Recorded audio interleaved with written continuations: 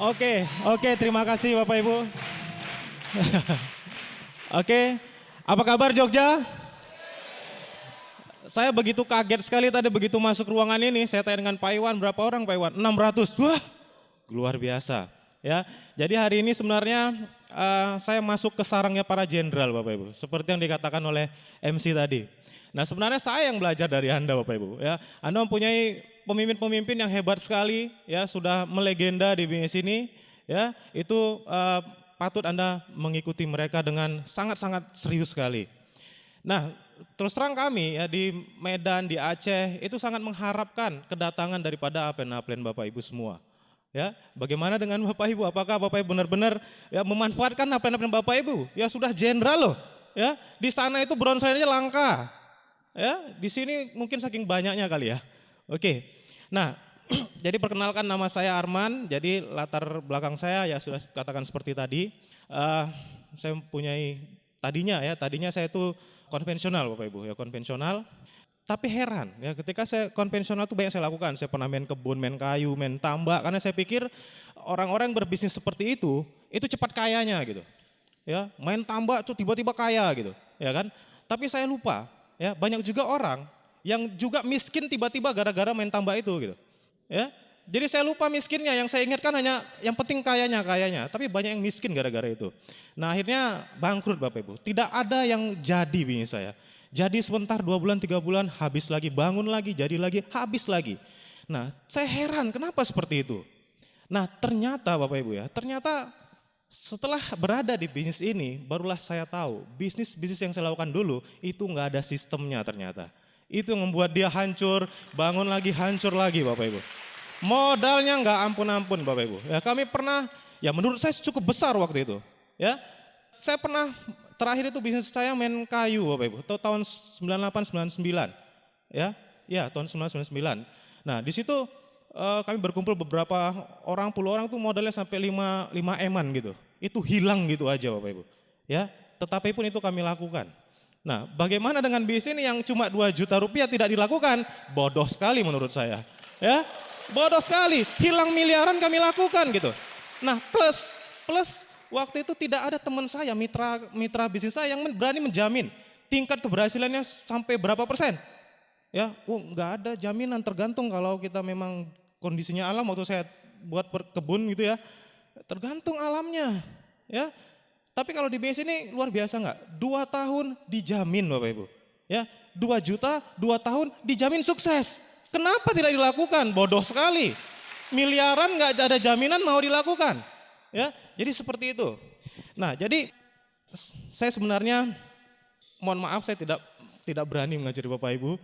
Ya Bapak Ibu punya apel-apel yang hebat sekali. Ya, saya hanya sharing saja hari ini. Sharing pengalaman saya mungkin nanti ada manfaatnya ya, seperti itu. Nah, sebenarnya kita sudah semua tahu bahwasannya kita membangun aset, kan seperti itu kan? Kita bangun aset. Nah, saya pikir saya dulu bangun aset, rupanya enggak. Ya, ternyata di bisnis ini benar-benar membangun sebuah aset. Nah, di grup saya Bapak Ibu, banyak orang yang mengaku bisnisnya besar. Ya, asal wah dia merasa bisnisnya hebat sekali, besar sekali. Nah, jadi tetapi mereka lupa, ya besar itu belum tentu aset, kan gitu. Nah, jadi kalau gitu apa takarannya? Takaran bahwasannya bisnisnya itu benar-benar menjadi aset. Ya, ternyata setelah saya pelajari bisnis ternyata ukuran aset di bisnis ini adalah seberapa banyak Anda membawa orang ke IM ini. Rupanya itu. Ya. Nah, kenapa Bapak Ibu? Dia bisa berjalan terus. Kita sudah tahu bahwasanya bisnis kita bisa berjalan terus sampai kita bisa passive income. Itu kan karena banyak orang yang melakukan bisnis ini, benar nggak? Ya, karena banyak orang presentasi, karena banyak orang yang melakukan follow up dan sebagainya. Nah, kapan grup kita hancur? Ketika sudah tidak ada lagi yang presentasi, hilanglah grup itu. Nah, makanya Bapak Ibu, ya, promosikan mati-matian pertemuan IM ini. Ya, kita sudah tahu hitungannya. Ya, kalau ada berapa orang, 100 orang, Anda masing-masing bawa 100 orang ke IM kali 15 kali presentasi, ya kan? Nah, itu ada 1.500 kali presentasi kan sudah biasa hitungan seperti itu. 15 kali presentasi sama dengan berarti ada 1 bulan 300 orang yang mendengar presentasi Anda. Ya, nah kalau masing-masing join 1 juta aja udah 300 juta kan gitu kan? Nah, itu karena apa? Karena ada yang presentasi. Nah, jadi tetapi saya heran juga di grup saya itu kok banyak juga orang yang susah sekali untuk melakukan presentasi. Ya, saya berpikir ini kenapa kok mereka tidak mau melakukan presentasi? Ya padahal memang itulah tugas kita kan, kita memang sudah tahu memang itulah yang kita kerjakan ya presentasi. Tadinya semangat sekali, ada orang yang semangat sekali melakukan presentasi, tiba-tiba nggak presentasi lagi. Ya tadinya ada orang yang menggebu-gebu menjalankan BIS ini, tiba-tiba kenapa kok udah nggak mau lagi. Ternyata setelah saya menselidiki, ya mencoba mempelajari kenapa, ternyata orang-orang yang sudah tidak mau melakukan BIS ini lagi, itu sudah hilang keyakinannya tentang BIS ini. Sudah mulai hilang. Nah bukan karena mereka takut presentasi, bukan karena mereka nggak berani presentasi, bukan, tapi keyakinannya di BIS ini sudah mulai hilang. Ya, benar nggak kira-kira? Ya kalau kita sudah hilang keyakinan kita, jangankan presentasi, ketemu brosur Tiansi di jalan aja mungkin belok gini jalannya. Udah males gitu. Nah sebenarnya presentasi itu kan ya kita tahu lah presentasi sudah mudah sekali. Ya masalahnya keyakinannya aja. Nah nggak sulit lah presentasi. Di sini pasti banyak sekali orang sudah melakukan presentasi. Nah ini ada pengalaman Bapak. Ini cukup lucu menurut saya. Ya bukan masalah presentasinya, tetapi apakah Anda benar-benar antusias, semangat sekali ketika Anda presentasi. Crossland saya di Medan itu di presentasi di tanah Bapak Ibu. Jadi karena teman main, ya kan, jadi bangun tidur baru join dia, bangun tidur jumpa teman, ini saya mau presentasi, di tanah. Kalau bintang 3, join bintang 3, 485. Di sini ada yang di presentasi di tanah? Enggak ada kan, di Medan ada Bapak Ibu presentasi di tanah. Ya itu konyol sekali. Jadi di presentasi di tanah, yang lucunya lagi kalau salah tuh diusap gini kan. Seperti itu, ya. Tetapi luar biasanya Bapak Ibu, luar biasanya sekarang yang mempresentasi dan yang dipresentasi dua-duanya bintang 8 sekarang. Ya. Jadi masalahnya kan bukan presentasinya kan, masalahnya ya lakukan aja gitu. Ya. Kita mau masuk ke bisnis ini, mau join di bisnis ini karena kita memang mau join, benar nggak? Ya kan, karena memang kita mau join, bukan karena terkagum-kagum melihat presenternya, bukan. Karena memang kita mau join gitu. Nah, di seluruh Indonesia ini ada 20% penduduk Indonesia yang mau join. Benar nggak? Cuma Anda harus obok-obok itu entah di mana-mana ya, supaya ketemu yang 20% itu. Ya kan? Nah, jadi menyambung yang tadi bosannya kenapa? Ya, ada sebuah siklus Bapak Ibu, sebuah siklus kenapa orang kok tiba-tiba nggak mau lagi jalankan BIS ini. Ya. Jadi kalau cerita potensi, sebenarnya kita semua berpotensi untuk berhasil. Ya, semua kita potensi, dari dasarnya saja, dari dasar kitanya itu kita memang potensi, kita mengalahkan ribuan sel sperma ya, kita sudah tahu lah. Jadi kita yang berhasil menembus sel ovum kan seperti itu. Berarti kodratnya kita pemenang. Ya, kita berpotensi, itu kodrat kita. Nah, begitu lahir, kenapa jadi pecundang? Ya. Nah, itu masalahnya kembali nanti ke sikap Bapak Ibu. Nah, tetapi ada sebuah siklus. Jadi ternyata ya, orang-orang yang tadinya jalan tiba-tiba nggak jalan, nggak mau lagi segala macam, itu masalahnya adalah keyakinannya Bapak Ibu. Ya, keyakinan. Ini sumbernya. Keyakinannya sudah hilang. Itu yang saya dapati dari pengalaman-pengalaman dosen saya. Dia udah nggak percaya lagi gitu, udah nggak mau lagi. Ya. Nah, kalau keyakinannya ini, dari keyakinan ini akan melahirkan yang namanya potensi. Nah, dari potensi ini itu akan lahir yang namanya tindakan Bapak Ibu. Dari tindakan ini akan lahir namanya hasil. Dari hasil ini keyakinannya muncul lagi. Nah inilah siklusnya Bapak Ibu. Ya kan? Nah kalau kita sudah yakin jalankan misi ini, sudah yakin sekali, maka kita lantas potensinya keluar. Yang tadinya nggak berani presentasi, nggak berani ketemu dengan orang, potensinya meningkat. Benar nggak? Ya jadi berani ketemu di presentasi. Nah berubah potensi menjadi tindakan, berani melangkah, ngetok rumahnya di presentasi, itu tindakan. Nah, setelah itu apa? Setelah tindakan, mungkin join di presentasi. Kan ada hasil, ya kan? Ada hasil. Kalau sudah hasilnya nyata, ya terasa hasilnya, keyakinan nambah lagi nggak? Nambah, keyakinannya bertambah, potensinya nambah lagi.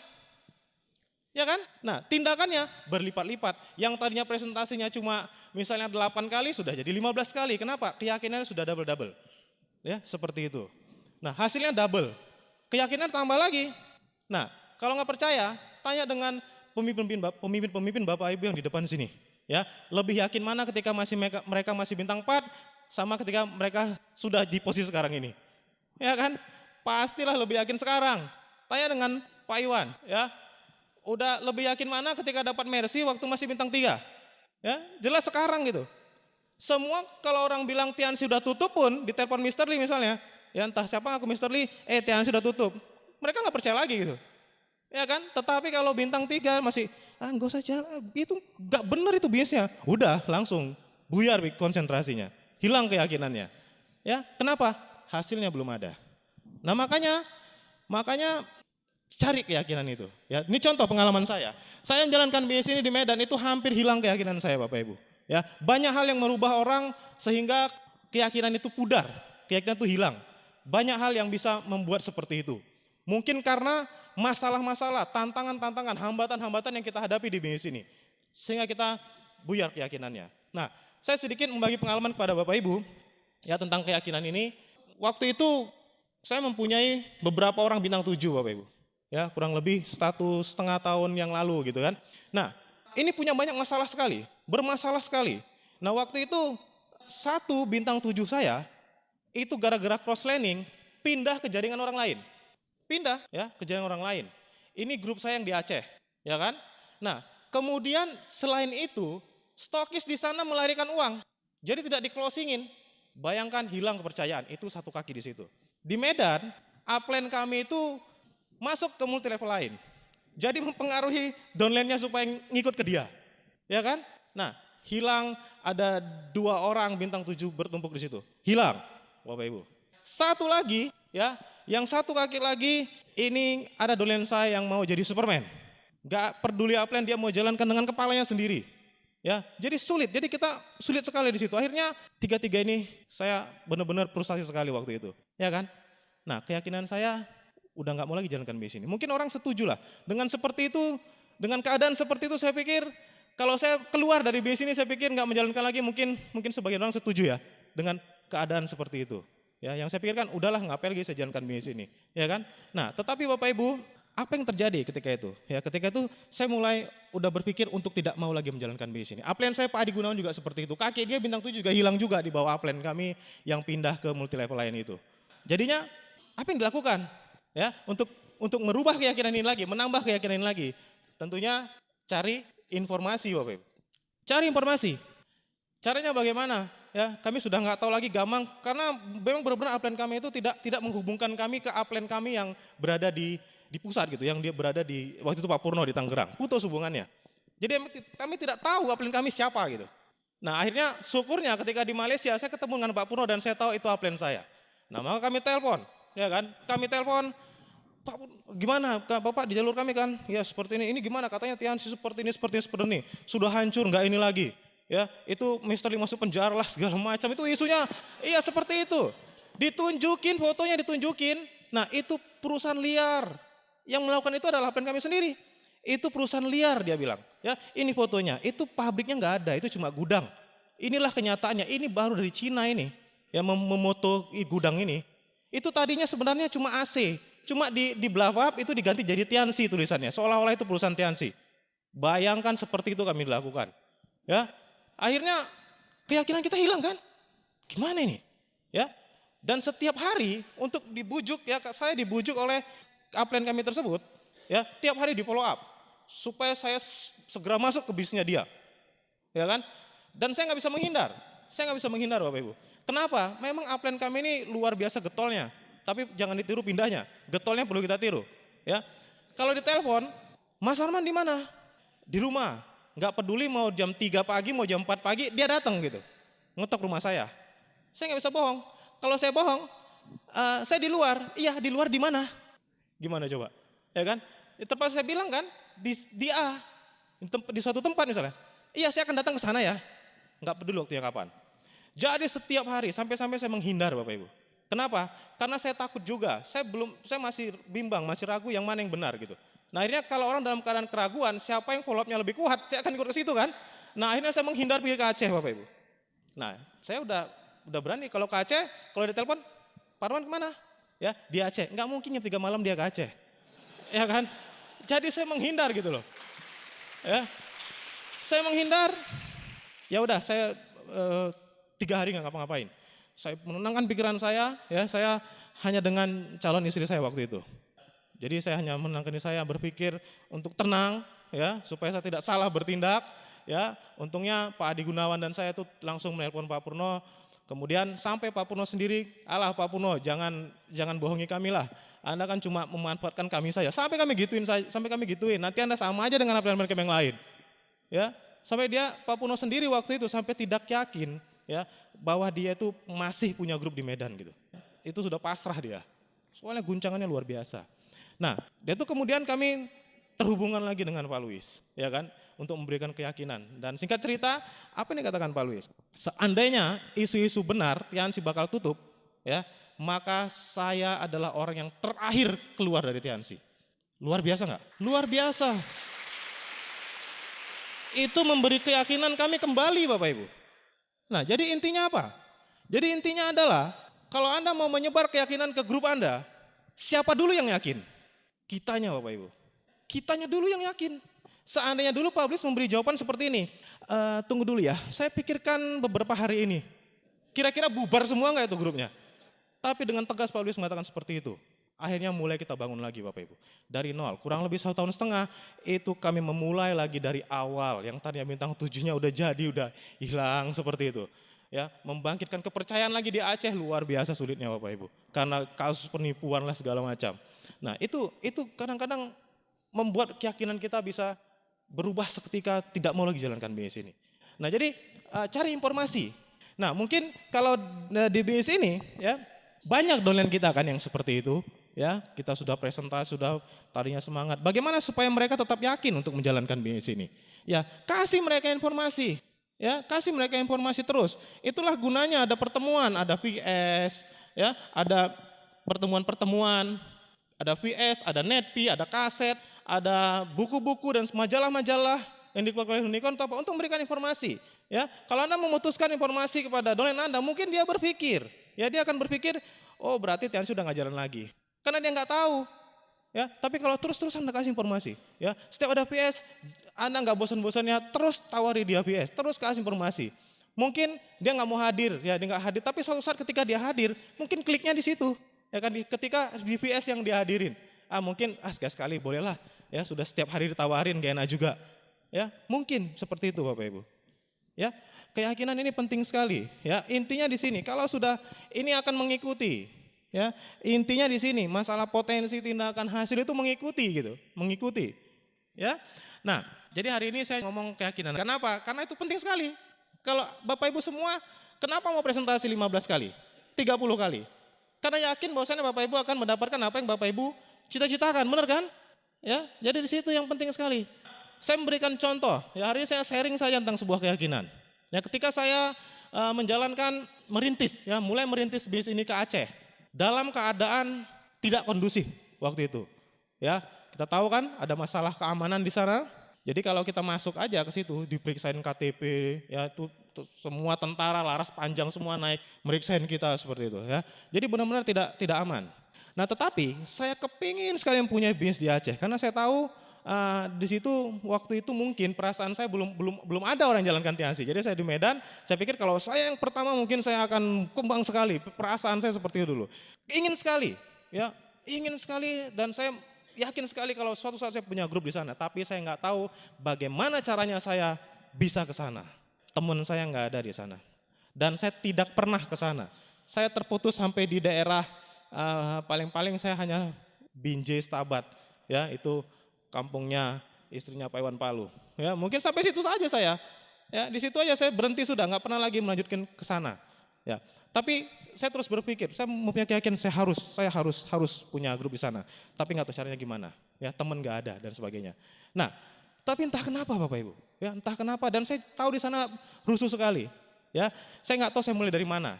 Akhirnya entah kenapa Bapak Ibu, tiba-tiba ada teman saya, dia mau pesta adiknya, jadi dia mau mohon tenda minuman dari sebuah perusahaan cook seperti itu. Jadi datang sama yang direkturnya, kebetulan dia kenal. Jadi saya diajak. Itu lagi presentasi, judulnya presentasi dia bukan presentasi resmi, tidak hanya ngobrol-ngobrol di rumahnya. Jadi di situ saya lihat ada manajer marketingnya mungkin, ya di situ juga ada Intel. Rupanya mereka membahas bagaimana peluang pasar di Aceh untuk perusahaan cook mereka. Nah, jadi kami duduk di sini, mereka di sana. Jadi saya nguping gitu, dengerin. Datang yang manajer marketingnya bilang, "Enggak mungkin, Pak. Di sana perang. Orang aja lari dari sana, masa kita masuk ke sana? Siapa yang mau beli? Ya kan? Nah, lagian di sana itu kegiatan ekonomi itu drastis menurun. Orang nggak punya uang lagi. Ya untuk beli yang seperti ini. Dia katakan seperti itu. Oke, kata yang mungkin direkturnya, saya nggak tahu itu jabatannya apa, tapi kayaknya dia yang paling tinggi lah di situ dari nada-nada pembicaraannya. Nah, dia panggil seorang mungkin itu Intel. Oke, Pak, silakan tentang keamanan di sana presentasikan di mana-mana saja yang perang. Dia bilang seperti itu. Jadi dibuka petanya, Pak. Ya, dibuka petanya. Perang itu di sini, di sini, di sini, di sini, di sini, di sini, di sini, sini. Buset, ya kan? Nah, dia tanya sama direkturnya, yang tidak perang di mana? Oh, ada Pak, di mana? Di sini. Apa namanya? Langsa.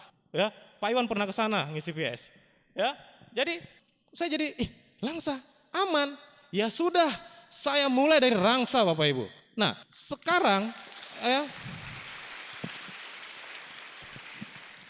siapa yang menunjukkan jalan saya ke rumah direktur itu?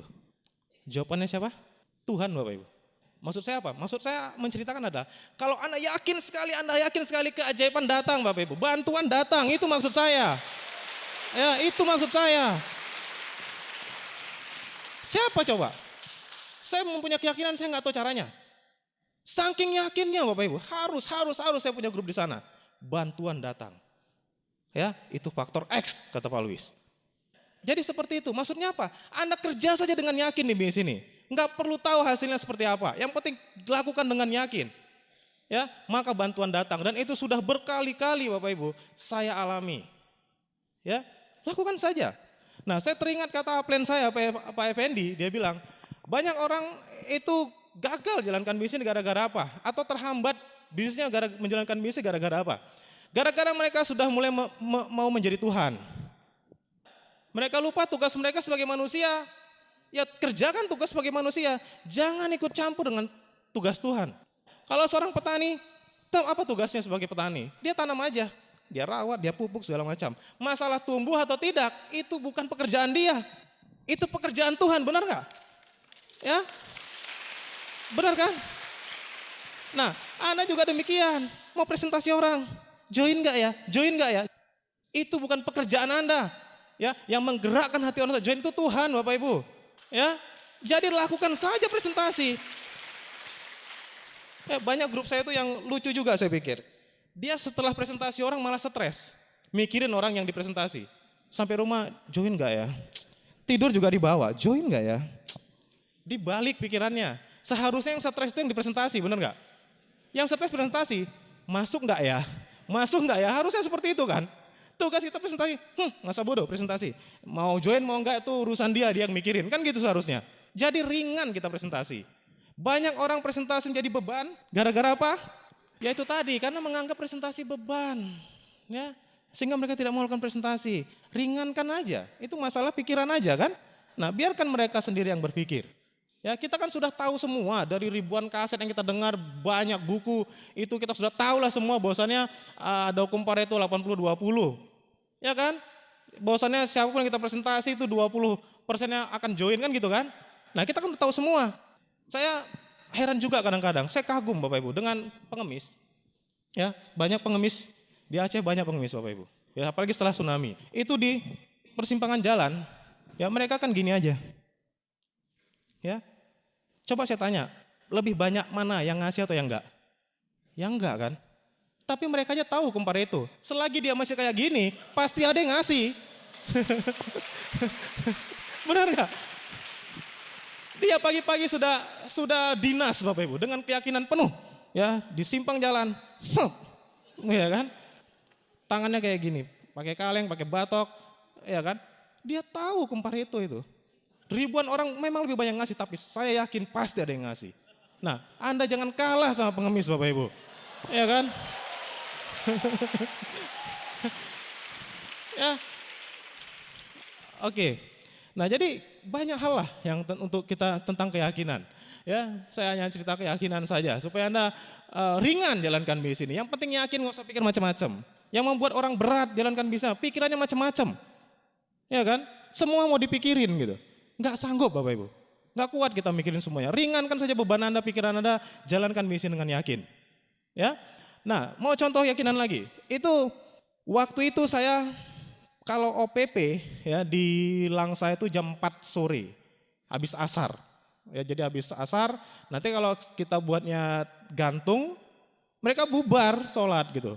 Ya kan, jadi habis asar gitu. Nah, jadi setelah habis asar paling jamnya jam setengah 5 jadinya.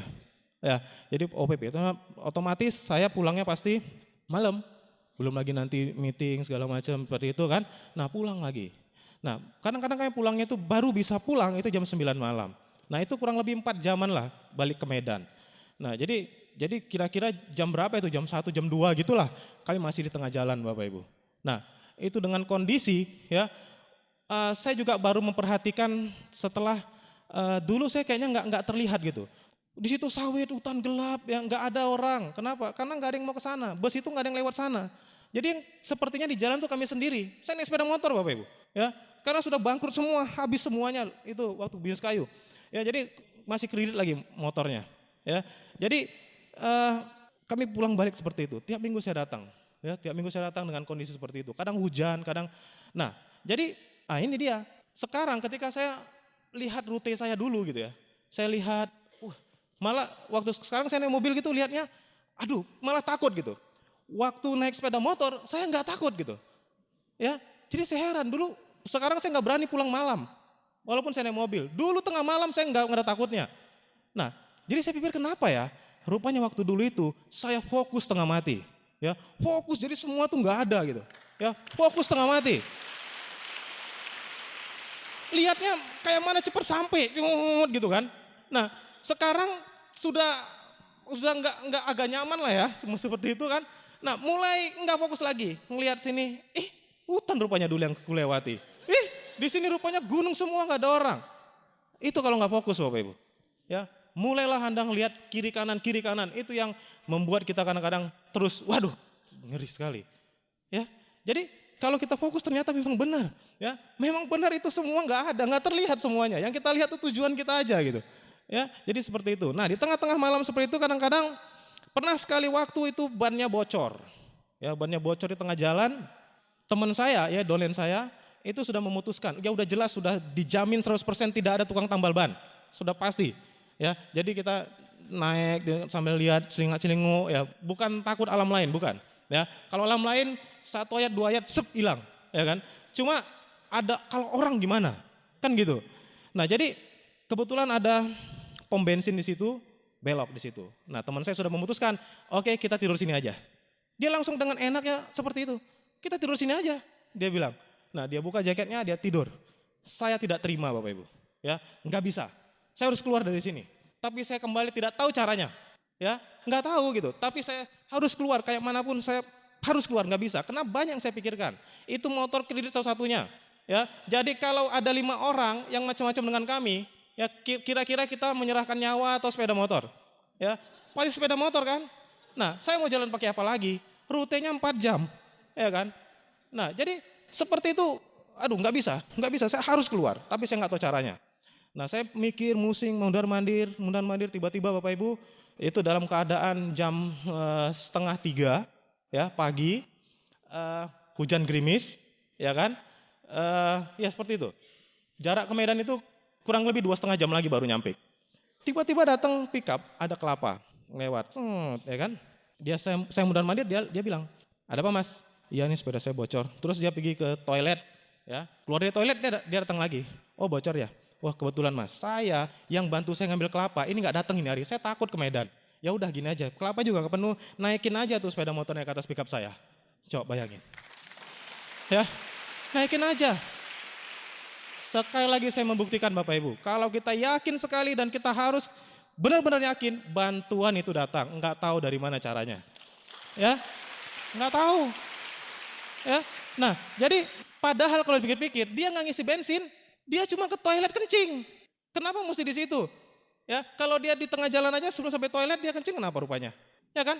Tetapi itu siapa? Kerjaan siapa itu Bapak Ibu? Itu kerjaan Tuhan Bapak Ibu sekali lagi. Ya, itu kerjaan Tuhan. Ya, makanya keyakinan itu perlu. Ya, yakin saja. Gak usah mikir hasilnya. Ya, Anda fokus dengan target Anda yakin melakukannya. Berdoa Bapak Ibu. Ya, bantuan-bantuan akan datang. Ya, itu sudah saya alami. Ya, dan dialami juga oleh upline saya. Ya, mau fakta lagi tentang keyakinan? Ya kan? Nah, upline saya Pak Adi Gunawan. Waktu itu ketika perhitungan reward itu dia jauh sekali omsetnya. Ya, kebetulan Pak Adi Gunawan ini adik ipar saya. Nah, jadi jauh sekali. Ya, jauh sekali. Tapi dia nggak peduli gitu. Ini nggak mungkin nih gini. Nggak ada, dia bilang nggak mungkin. Penting dia ngotot aja ngerjarnya. Mungkin nggak mungkin dia kerjain aja. Ya, dia ngotot kerjain terus, kaki-kakinya dihidupkan semua, digitu-gituin ya. Nah, akhirnya diapain? Digenjot terus. Nah, tapi kaki-kaki yang dia genjot itu tidak membawa hasil apa-apa. Tidak seperti harapan.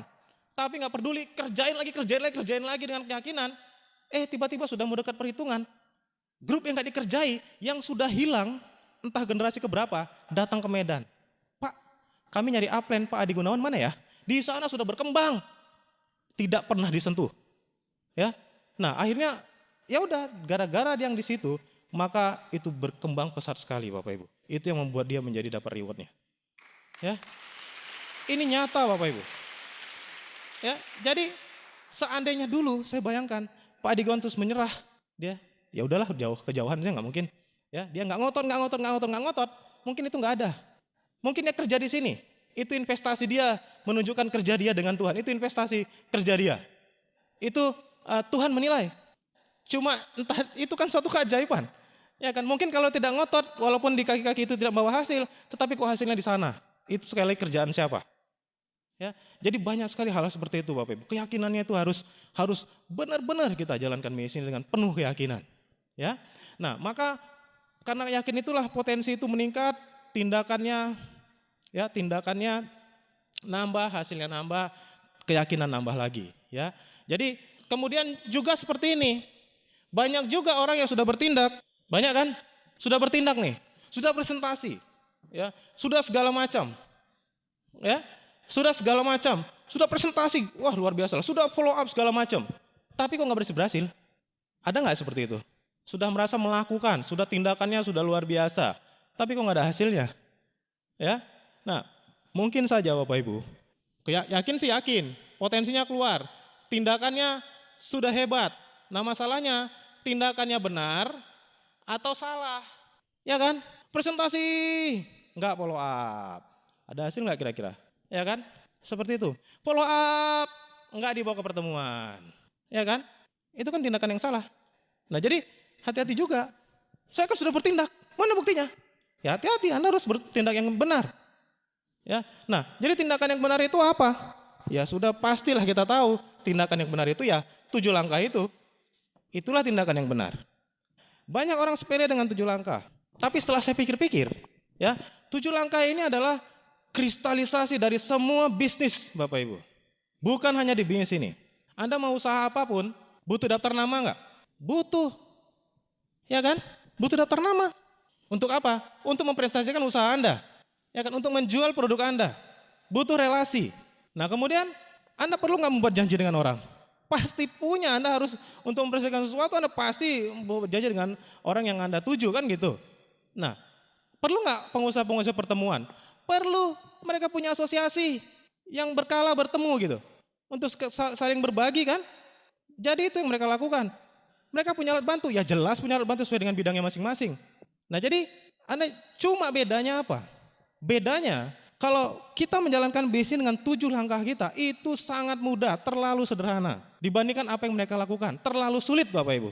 Ya, kalau di bisnis ini bukan mudah ya. Ya dibilang mudah, kalau mudah juga yang bintang 8 juga sedikit, ya. Tapi harusnya kan semua bintang 8 gitu kan. Kalau cepat semua bintang 8 kalau bisnis ini mudah. Tapi dibilang sulit, enggak juga. Kenapa? Karena masih ada yang lebih sulit. Di luar sana sulit sekali, ya. Contoh misalnya, saya mengambil contoh misalnya Anda mau jadi eksportir lah, ya kan? Itu kan enggak sederhana kita. Ya, Anda harus macam-macam. Saya aja enggak tahu caranya gimana untuk jadi eksportir itu. Ya, untuk ekspor impor. Paling tidak kursus dulu. Kursus eksim minimal 6 bulan. Jutaan bayarnya. Hanya untuk supaya dia mengerti bagaimana cara ekspor impor. Nah, kemudian setelah dia selesai kursus, apakah dia dengan segera bisa langsung jadi eksportir? Belum tentu, ya kan? Nah, yang seperti itu orang mau lakukan. Ya, yang sulit-sulit, saya juga heran. Saya presentasi teman saya, bentar ya, ini ada proyek, ini nilainya miliaran. Nanti dululah bisnis kamu. Padahal belum tentu juga gitu. Nah, padahal saya tahu dia tuh uangnya juga pas-pasan. Nah, ketika ditawarin proyek yang miliaran, dia segera mau. Ya, dari mana uangnya? Tenang aja, saya masih punya tanah. Banyak kan yang melakukan seperti itu? Ya, ini ada proyek ini begini, tapi modalnya sekian. Mati-matian dicari Bapak Ibu. Padahal belum tentu juga. Berapa banyak usaha konvensional yang bangkrut? Berapa banyak usaha konvensional yang kena tipu Bapak Ibu? Ya, tapi mereka tetap melakukan. Entah kenapa, saya heran. Ditawar yang mudah nggak mau. Ditawar yang sulit, orang malah mau. Yang caranya mungkin kita juga nggak. Jadi, nah herannya juga, kenapa ketika saya ajak teman saya yang mereka berada di bisnis-bisnis yang sulit, ya, begitu ada yang bintang 8, ih, kok bisa berhasil ya? Hebat sekali. Saya malah heran. Terbalik, seharusnya saya yang bilang, kok bisa berhasil ya mereka? Hebat sekali gitu. Yang mereka sulit bisa berhasil, mereka yang hebat sebenarnya kan? Nah, kita sederhana berhasil wajar. Ya. Jadi seperti itu. Nah, terbalik gitu loh. Nah, jadi kalau gitu kita gini aja. Kita bilang dengan Pak Luis, kita tiar sini sulit-sulitin aja lah. Ya, biar semua orang mau. Joinnya jangan 2 juta, 100 juta gitu. Ya. Kan mau yang sulit. Ya, ya bisa jadi Bapak Ibu. Kalau 100 juta berarti yang masuk pasti serius. Nggak merugi 100 juta kan gitu. Ya, intermezzo aja ya. Nah, jadi seperti itu ya. Nah, saya juga bisnis kita ini sudah luar biasa sekali ya. Jadi kalau Anda masih main-main lagi, masih cari-cari usaha di luar, coba lagi ini, nanti dulu lah ini, ya kita coba dulu yang lain. Sudahlah, ya fokus saja di bisnis ini. Ya banyak orang yang sudah ketipu, yang sudah ya mengalami banyak sekali lah masalah di bisnis seperti itu. Ya, nah satu lagi Bapak Ibu, dulu waktu kami OPP, ya saya membuktikan bisnis sederhana. Nah waktu kami OPP, dulu lah waktu masih bintang 3, bintang 4 gitu, itu masih di ruko. Ya di ruko, kemudian di sebelahnya itu ada apotik Bapak Ibu, ada apotik. Ya apotik itu apa ya? Apotik namanya Apotik Kalimas Jalan Setiabudi Medan. Nah apotiknya itu laku sekali, omsetnya bisa 40 sampai 50 juta setiap hari. Nah obat itu ada yang ilegal segala macam, untungnya besar dia. Gara-gara dia punya apotik itu, dia bisa bangun rumah sakit Bapak Ibu. Hebat nggak tuh? Ya, jadi dia selalu nimbrung ke kita. Asal kita udah COP dia kumpul-kumpul dia bilang, gini, gimana caranya supaya usaha saya punya sistem. Soalnya saya semakin laku, semakin pusing kepala saya. Semakin saya nggak percaya dengan orang lain, semakin saya nggak bisa tidur. Ya, saya stres sekali. Coba buat sistem, pikirkanlah. Berapapun harganya saya bayar, mau pakai komputer saya segala macam, yang penting saya bisa tidak selama-lamanya di apotek saya. Ya jelas nggak bisa. Konvensional aja. Ya kan memang nggak bisa gitu. Nah akhirnya apa? Dia cerita ya, kami bilang gini, Bapak kan sudah sukses, itu kan luar biasa Pak, omset 50 juta satu hari, itu berapa keuntungannya? Ya kan, iya saya membangun bisnis ini tahu, 10 tahun saya berintis dari nol, 10 tahun tidak pernah ikut acara keluarga, sampai kami dikucilkan dari keluarga. Itu yang dia bilang Bapak Ibu, ya. Ada harisan nggak ikut, ada kumpul-kumpul nggak ikut, ya makan berhemat. Nah kita ada VS, bentar Pak, di kampung saya sunatan massal ini soalnya, ya gimana coba? Paling Anda nggak usah hadirin 2 tahun, ya. Yang mahasiswa ada konser dangdut Pak di kampus, entar aja lah VS-nya, kan setiap 2 bulan sekali, ya. Itu 10 tahun. Bayangkan Bapak Ibu, mereka mau lakukan. Sangat terbalik dengan bisnis kita. Makin rame makin pusing. Kita makin rame makin pasif income enggak? Ya, luar biasa bisnis ini. Ya. Masa masih mau main-main lagi di bisnis ini? Ya, Anda mau membuktikan apa? Membuktikan di luar sana lebih baik? Ya, Anda simpan dulu pikiran itu. Ya, Anda coba aja dulu bisnis dengan serius sampai berhasil. Ya. Jadi seperti itu. Nah, kemudian ini langkah yang apa tadi? Ada yang benar, ada yang salah. Nah, kemudian juga seperti ini Bapak Ibu. Taruhlah Anda sudah melakukan bisnis ini. Nah, tindakan ini juga berkaitan dengan sikap Bapak Ibu. Dengan sikap. Nah, maksud saya seperti ini. Saya pernah tempah lemari. Ya, pernah tempah lemari. Di situ ada toko A, ada toko B. Toko B ini laku sekali. Laku sekali. Ya. Toko A kurang. Nah jadi saya ke tempat toko B, saya heran kenapa gitu. Kata istri saya, di sana aja, di sana itu laku. Di sana itu rame orangnya. Ya, jadi saya pikir enggak, sama aja. Ya, hasilnya sama, bahannya sama, mutunya sama. Ya, yang dijual sama, tapi kenapa si A laku, si A nggak laku, si B laku? Ternyata sikapnya yang berbeda. Ya, sikapnya yang berbeda. Yang dijual sama, bahannya sama, kualitasnya sama. Sikapnya yang berbeda. Di sana, ketika kita datang, ya, mau apa Pak? Oh, mau tempah lemari. Ya gimana? Yang ini, oh nggak bisa Pak gini. Ini harga, oh ya segini. Ya udah kalau nggak mau. Ya, kalau di sana, gimana Pak? Duduk dulu Pak, duduk. Ya, teh botol keluar, teh botol seperti itu. Ya kan? Gimana Pak? Ada yang bisa dibantu? Ya saya mau nempah lemari. Oh bisa Pak, ini ada model-modelnya. Ya kan? Pak pilih yang mana? Oh yang seperti ini. Oh jangan yang itu Pak. Itu kalau sekarang sudah ketinggalan zaman. Ya. Jadi dilayani Bapak Ibu. Ternyata itu yang membuat berbeda. Sikapnya yang berbeda. Demikian juga di bisnis ini. Semua kita tahu nggak 7 langkah? Tahu. Ya kan? Tapi kenapa ada yang berhasil, ada yang gagal? Sikapnya yang berbeda, benar nggak? Nah, jadi ya banyaklah contoh-contoh seperti itu. Nah, misalnya apa ya? Contohnya misalnya bagaimana presentasi tadi? Nah, itu seperti itu misalnya. Bagaimana Anda menyikapi presentasi tadi? Ya, apakah Anda menganggap bahwasannya presentasi menjadi beban, atau Anda menganggap presentasi itu sebagai memang satu yang harus dilakukan? Ya, karena itulah pekerjaan EBS ini. Atau bagaimana sikap Anda tentang edifikasi misalnya? Apakah edifikasi itu dibuat-buat saja? Edifikasi kan dibuat-buat aja, ya supaya ya sekedarlah hanya untuk ya supaya namanya upline kita hargai seperti itu, edifikasi. Atau Anda memandang, Anda bersikap bahwasannya edifikasi itu penting sekali, bahwa inilah ruh di bisnis ini, ya inilah yang buat orang bisa berhasil. Ya terus terang, 7 langkah itu bisa ditiru. Multi level lain juga bisa niru 7 langkah. Dia datang aja ke OPP kita. Oh 7 langkah, gampang. Besok dia tiru di OPP dia, di presentasi dia. Tetapi edifikasi, no cross learning, ya konsultasi bisa nggak ditiru? Nggak bisa. Kenapa? Karena itu dilakukan dengan hati, Bapak Ibu. Ya, dilakukan dengan hati. Mereka nggak ngerti itu yang namanya edifikasi, no cross learning, nggak ngerti. Mereka hanya tiru 7 langkah, tapi mereka tidak tahu ruhnya di mana. Ya, jadi hati-hati Bapak Ibu. Nah, bagaimana dengan edifikasi tadi? Apakah Anda memang menganggap itu sesuatu yang sangat penting sekali dan harus dilakukan dengan ikhlas, Bapak Ibu? Atau Anda menuntut edifikasi? Edifikasi saya dong, saya kan upline. Atau seperti itu. Nah, kemudian jadi begini, edifikasi itu memberi Bapak Ibu. Ya, memberi. Anda beri, nggak peduli apakah Anda menerima atau tidak. Tapi yang penting Anda beri edifikasi ke semua orang, ke downline Anda, ke upline Anda, ke crossline Anda. Anda akan menerima juga nanti. Ya, jangan hanya menuntut Bapak Ibu. Nah, jadi itu kan tergantung bagaimana sikapnya. Nah, bagaimana dengan alat bantu misalnya? Apakah Anda memandang alat bantu? Alat bantu sekedar aja lah, ya. Orang saya nggak pakai alat bantu juga kemarin tuh bisa joinin orang 6, ya. Nggak usah baca buku juga saya baru presentasi orang itu join. Padahal kalau baca buku habis itu nggak ada yang belum tentu orang join kan?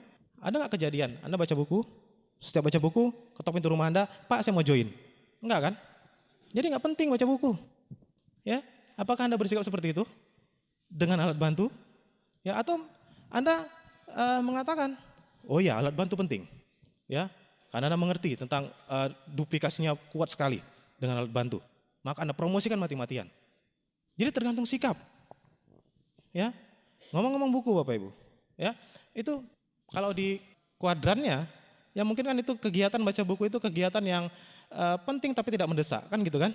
Ya, kegiatan yang penting tidak mendesak. Nah itu baca buku, karena kegiatan itu tidak mendesak, banyak orang tidak mau melakukannya. Nanti-nanti aja gitu. Ya, apakah Anda bersikap seperti itu? Nah, kapan itu buku dibutuhkan? Ketika kita mengalami banyak sekali masalah, disitulah dia dibutuhkan Bapak Ibu. Nah, jadi nggak mungkin begitu Anda menghadapi segala macam masalah menyerang Anda, baru buru-buru baca buku dulu Nggak bisa.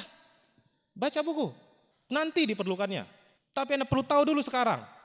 Ketika apa? Contoh seperti saya tadi ketika mengalami masalah-masalah itu. Ya, untung saya tahu ternyata orang sukses itu memang gagal dulu. Itu saya tahu dari buku. Oh kalau gitu saya gagal, oh nanti saya sukses. Saya bangkit lagi, ya kan? Coba saya nggak pernah baca buku. Begitu ada masalah, udah langsung aja nggak usah jalankan misi lagi. Nah kemudian apalagi misalnya? Ya pertemuan misalnya. Ya, pertemuan. Bagaimana sikap Anda tentang pertemuan? Ya, apakah Anda kalau datang pertemuan cuma nyetor muka dengan upline supaya nampak di pertemuan? Apakah Anda bersikap seperti itu? Atau Anda ke pertemuan cuma Cuma datang ke pertemuan kalau ada prospek Anda yang datang pertemuan? Ya, atau sikap Anda seperti itu? Ya, jadi semua tergantung sikap.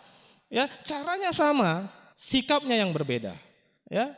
Atau ada juga yang mengatakan seperti ini, yang berpikir seperti ini atau bersikap seperti ini.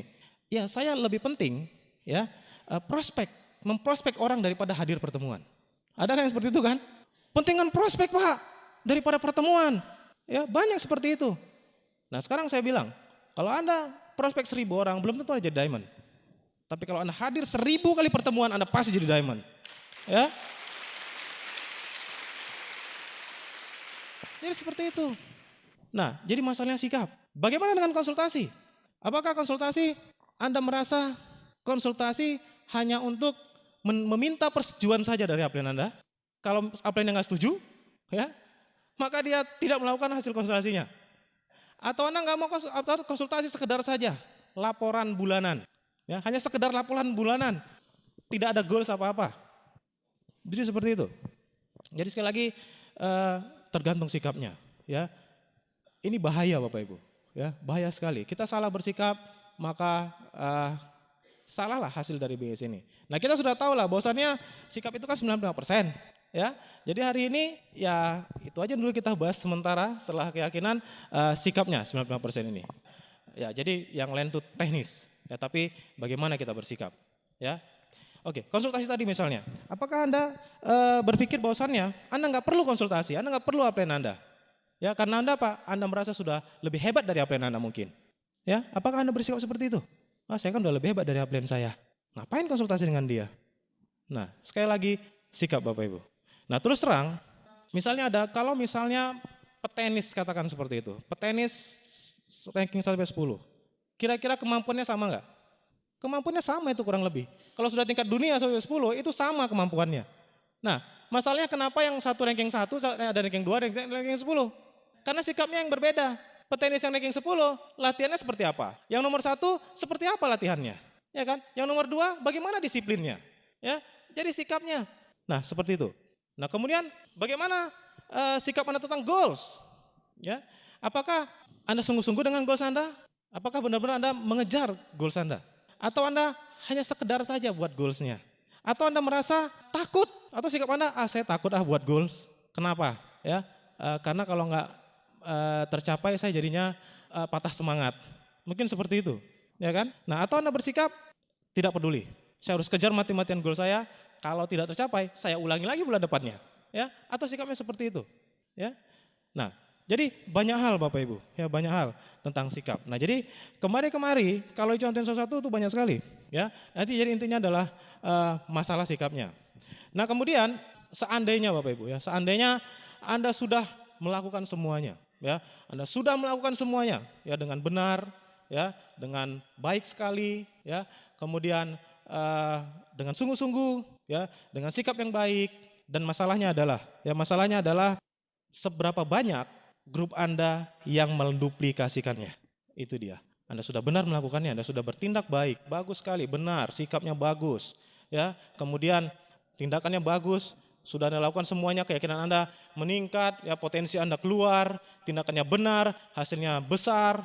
Nah, kemudian seberapa banyak orang yang menduplikasi Anda? Itu lagi yang jadi masalah. Karena kita tahu bisnis ini bisa berjalan kalau banyak orang yang menduplikasi kita. Oke, Anda sudah melakukan semuanya, duplikasi. Nah, sekarang Anda kalau baca buku Business School, pernah kan? Kalau tidak salah di halaman 39 gitu. Ya, hukum Melkap, ya, pasti Anda pernah baca. Nah, kita hanya mengulang saja untuk mengingat kembali. Nah, di situ dikatakan bahwasannya nilai bisnis, ya, nilai bisnis jaringan sama dengan jumlah pengguna pangkat 2, kan gitu kan rumusnya. Itu nilai bisnis jaringan, seperti itu. Nah, bisnis apapun yang sifatnya jaringan, ya, bisnis kita bisnis jaringan. Nah, di buku ini contohkan telepon, ya kan, telepon. Nah, kalau telepon, ya, nilai bisnisnya seperti apa kalau misalnya penggunanya 1, berarti 1 kuadrat. Ya, kalau yang beli telepon di dunia cuma 1 orang, maka 1 pangkat 1 sama dengan 1, itulah nilai bisnisnya. Kenapa? Karena nggak bisa telepon-teleponan. Ya, yang punya cuma 1 orang, mau telepon sama siapa? Jadi tidak punya nilai bisnis. Dicontohkan lagi waktu itu fax di situ di buku itu. Ya, fax. Ketika diciptakan fax, orang pada ketawa semua. Yang mana mungkin ini fax? Ya, orang pakai telepon aja udah nyampe, pakai telegram segala macam. Nah, ini fax, ya. Terakhirnya semua orang sepele. Nggak mungkin laku ini fax. Tetapi sekarang setiap kantor pasti punya fax, benar nggak? Ya, kenapa? Hukum jaringannya jalan. Ya, nilai bisnisnya jadi meningkat. Nah, kenapa? Karena begitu yang pakai fax atau telepon itu sudah meningkat menjadi 2 orang, maka 2 pangkat 2, 4 sudah mulai punya nilai bisnis. Kalau 10 ya kelipatannya seterusnya. Kalau 100 ya seterusnya 10.000, ya seperti itu. Nah, apa kaitannya dengan bisnis kita? Ya, kaitannya dengan bisnis kita ya sama.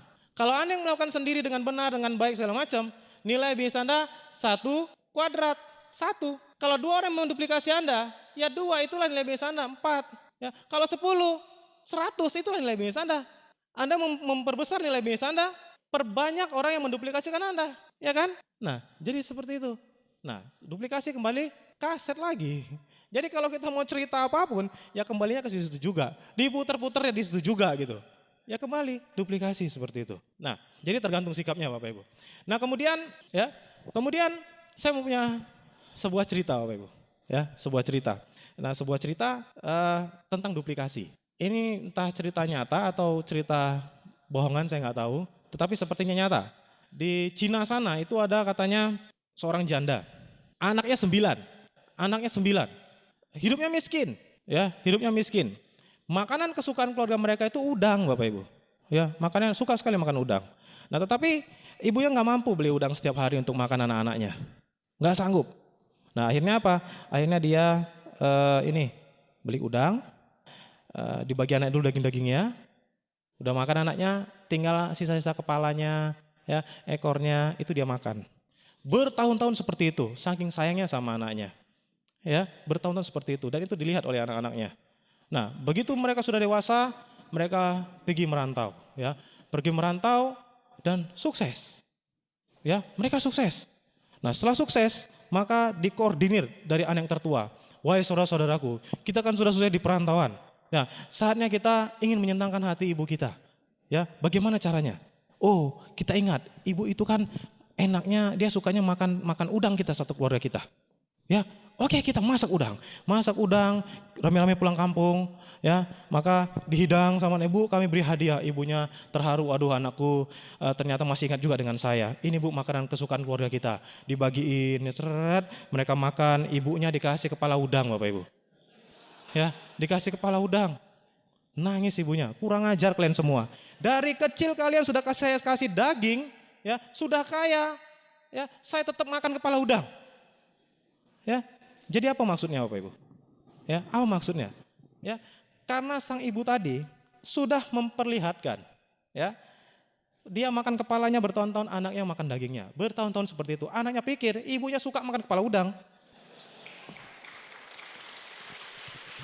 Ya, padahal nggak punya uang lagi demi anak-anaknya.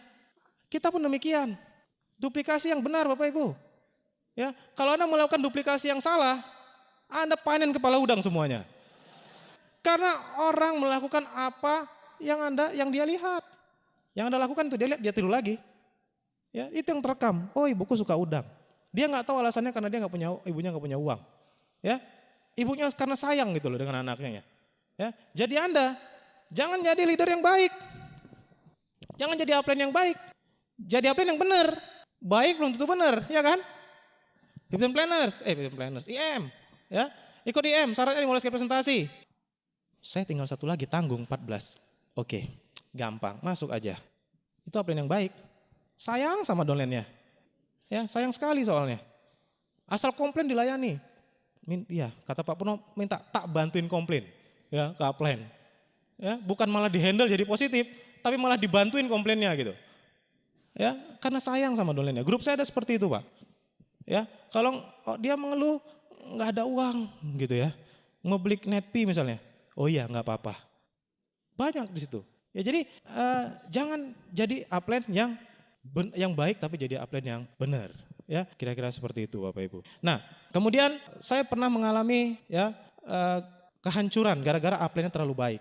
Iya, hancur bener. Sampai dia tuh ngotot, saya nggak tahu prinsipnya apa, ya. Selalu membela downline-nya, dibelain terus. Jadi upline-nya jadi seneng gitu dengan dia. Jadi seneng sikit-sikit ngadu ke dia, sikit-sikit ngadu ke dia, ya.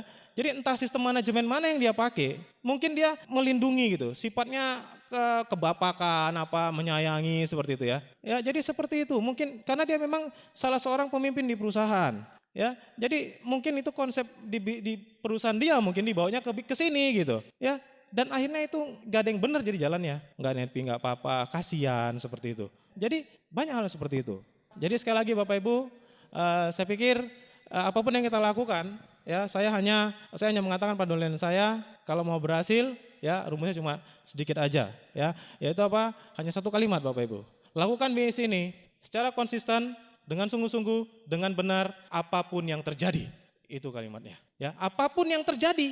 Ya, itu yang selalu saya katakan pada downline saya. Nah, kenapa? Banyak orang yang tidak bersedia dengan apapun yang terjadi ini. Nah, itu yang nggak bersedia. Ada kecualinya. Oke Pak, saya mau sukses, tetapi kalau misalnya apa? Misalnya sekarang kan istri saya lagi hamil, ya. Jadi susah Pak saya presentasinya. Tidak apapun yang terjadi. Ya, jadi seperti itu. Nah, oke Bapak Ibu, saya pikir saya sampai di sini saja. Ya, terima kasih. Assalamualaikum warahmatullahi wabarakatuh.